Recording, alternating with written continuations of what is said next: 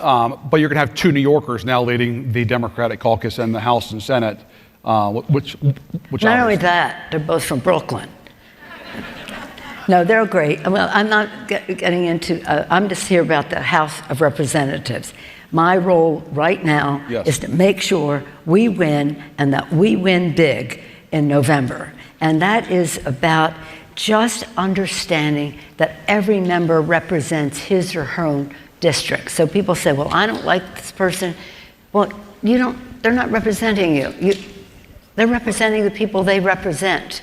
The job description and the job title are one and the same, representative. What does winning big look like? Does that mean winning double-digit seats in the House this fall? Yeah. It means that. It means trying to do what we did in 2018. But let me just put this in perspective of our founders.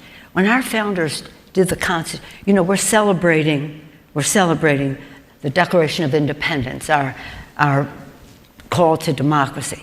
But at the same time, they began writing the blueprint for democracy, the Constitution of the United States, which we observe on September 17th. Now, what's important about that is if you read the Federalist Papers, you read the writings of our founders, the House of Representatives was very important to them for this reason. First of all, the Senate wasn't even elected until 1917. Right. But they were given a 6-year term, whether they were appointed by state legislatures, whatever it was. But the House was important to them because they had to do the 2 senators, 40 million people, 2 senators.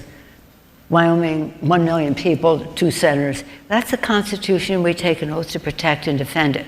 But the House was where they had the full representation. People like John Madison and Thomas Jefferson, they said the House has a spiritual relationship to the people. And this is the important thing that applies today. They saw the House, two-year term. People say to me all the time, why 2 years? Oh my goodness, you're running all the time.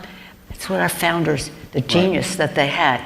They wanted to have the, of course, separation of power, but they wanted the House to be a referendum on the president immediately. He gets elected for 4 years later. Within 2 years, there was an election to be a referendum on ourselves, but also on the president. And that's what we have right now, a referendum on whatever's happening in the White House right now. And that's why we have to win big. So